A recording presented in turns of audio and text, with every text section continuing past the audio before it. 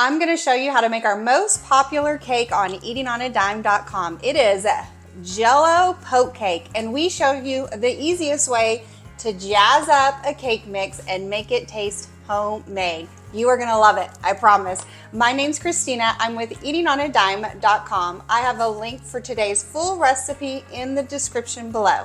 You are going to love this simple recipe that we can easily change up to make it work for any occasion.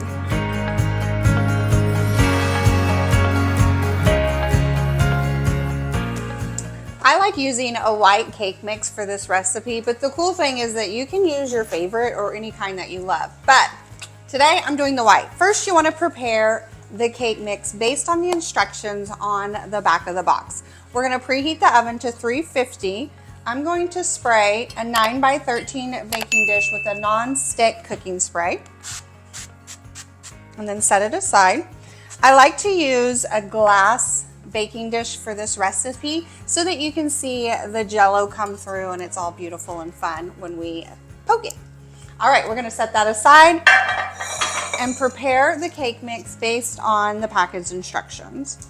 So I love using a cake mix for this recipe, but you can use a homemade recipe as well. We have a delicious homemade vanilla cake and I will link it in the description below for you. Okay, let's get going. First, on this, you just follow the box instructions for the cake mix that you choose. On this one, we just need the mix right in a mixing bowl, and then 3/4 cup of water,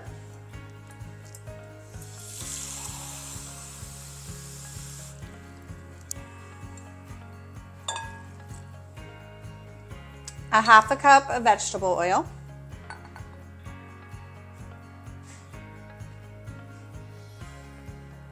perfect, just the right amount, and then 3 large eggs.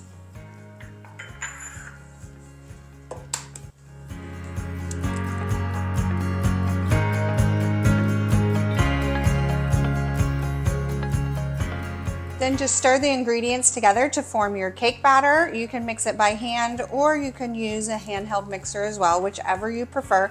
I love using just these plastic sturdy mixing spoons. I will link that in the description below as well so you guys can check them out. They're super affordable and they work great. I love how sturdy they are.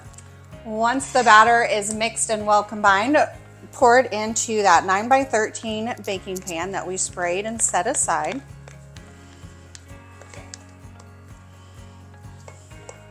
And again, just follow the instructions for the vanilla cake that you're making. I'm using a box mix, but if you're using your homemade recipe, just follow that instructions to a T and it'll work great. Perfect, so I'm gonna bake this at 350 degrees Fahrenheit, and let's see here on our mix, for 26 to 31 minutes. So what we're looking for on this when we bake a cake mix is you wanna see that a toothpick inserted in the center comes out clean, and that's when you know that it's done. All right, I'm gonna get this in the oven.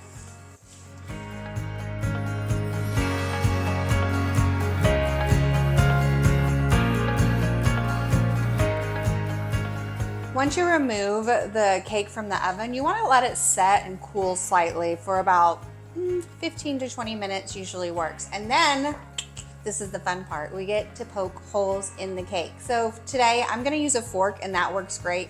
You can also use like a wooden dowel like you would use for if you're making kebabs, those work good as well. I've tried using a toothpick and that's not quite big enough. So go for at least the size of a fork. What you wanna do is poke holes throughout the cake at about a 1/2 inch intervals. And the reason we're poking the holes in the cake is we're gonna make the Jello mix and we want it to seep down into the cake. So go crazy with it, have your kids help you, because this is the fun part. You just wanna poke them right through the cake, throughout the entire cake.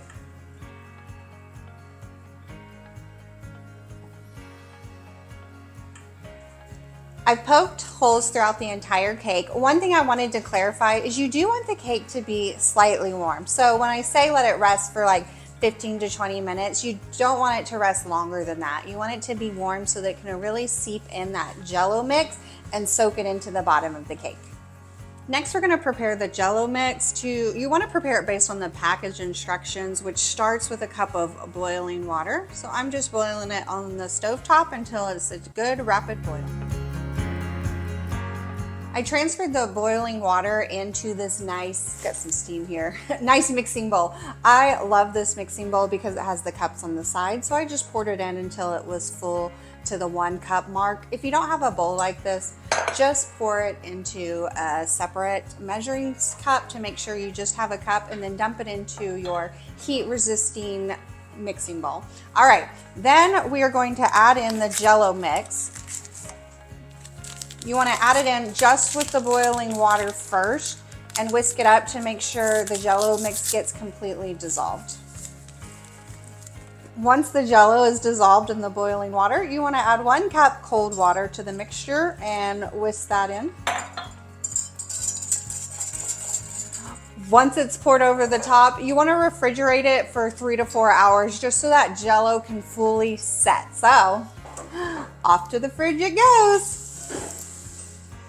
It's been chilling for a few hours and it is ready. The Jello is completely set and it is cold, but this is one of those cakes that's really good served cold.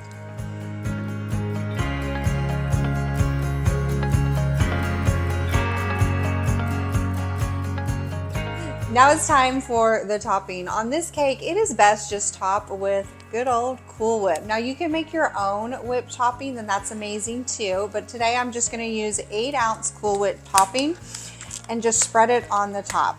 You wanna make sure it's completely thawed out because sometimes when you purchase it, it's kind of frozen. So we're just gonna make sure that's completely thawed out, dollop it on top, and then spread it in an even layer.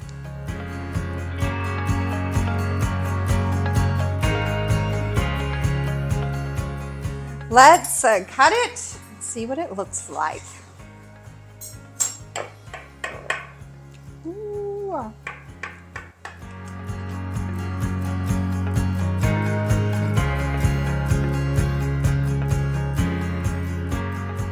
So I ended up with the second piece because the second piece is always prettier.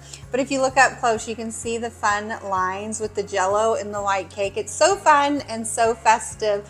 So for this recipe, I use strawberry Jello and it tastes like a strawberry, almost like a strawberry and cream cake. It's so good and so delicious. But my favorite thing about this recipe is that you can make it your own and use any type of Jello that you like for any holiday or occasion. So lime for St. Patrick's Day, cherry, strawberry, raspberry for 4th of July. You could even do a blue raspberry. You can really mix it up and use this recipe throughout the whole year, and it's always festive, easy, and adorable.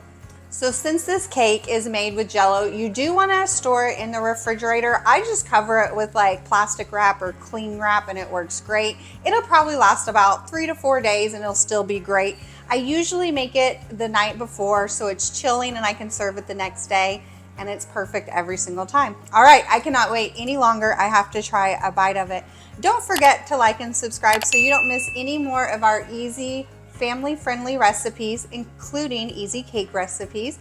And don't forget, we put the link in the description below where you can get all of the tips, tricks on this delicious poke cake recipe. Thank you so much for joining me today in my sister's kitchen, and I will see you guys next time. Bye, friends.